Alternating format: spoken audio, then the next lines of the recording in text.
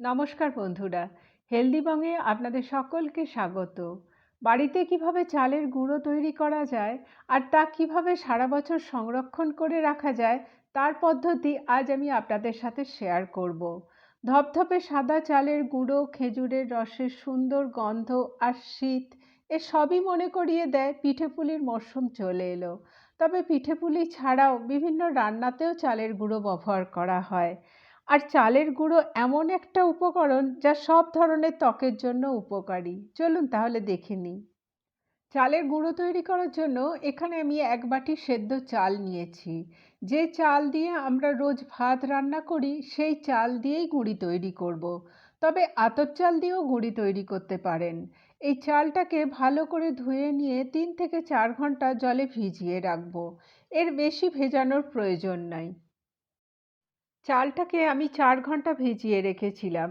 4 ঘন্টা পর চালটাকে এইভাবে আঙুল দিয়ে চেপে ধরলে চালটা যদি কেটে যায় তাহলে বুঝবেন চালটা ভিজে গেছে।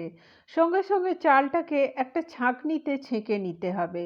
এইভাবে চালটাকে ছেঁকে নিয়ে 10 মিনিট রেখে দেব, যাতে চালের সব জলটা ঝরে যায়। এখন চালটাকে শুকনো করে নিতে হবে, তাই আমি চালটাকে একটা পেপারের ওপর মিলে দিচ্ছি। আপনারা চাইলে পাতলা কাপড়ের ওপরও চালটাকে মিলে দিতে পারেন, যাতে চালের জলটা শুকিয়ে চালটা ঝরঝরে হয়ে যায়। চালের গায়ে যাতে একটুও জল লেগে না থাকে। যদি চালটাকে একবার রোদে মিলে দেন তাহলে চালটা তাড়াতাড়ি শুকিয়ে যাবে। চালটাকে ভালো করে শুকনো করে গুঁড়ো করলে চাল গুঁড়োটা খুব ঝরঝরে হবে। চাল গুঁড়োটা ডেলা পাকিয়ে যাবে না। 15 থেকে 20 মিনিট চালটাকে মেলে রাখতে হবে, তাহলেই চালটা শুকিয়ে যাবে। দেখুন চালটা ঝরঝরে হয়ে গেছে। চালটা শুকনো করে নিলেও চালের ভিতরটা ভিজে আছে, আর এর জন্যই খুব সহজে চালটা গুঁড়ো হয়ে যাবে। এখন একটা মিক্সির বাটিতে ভেজানো চালটা নিয়ে নিচ্ছি।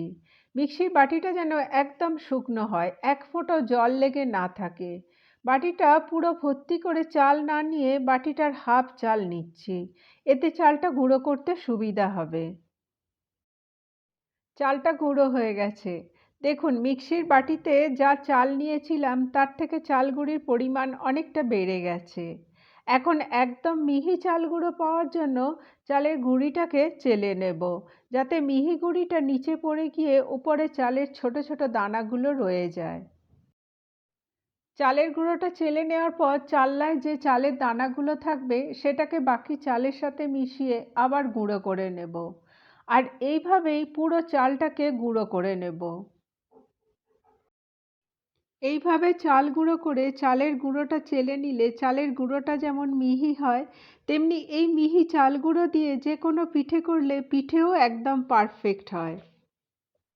দেখুন কত সুন্দর মিহি চাল গুঁড়ো বেরিয়েছে।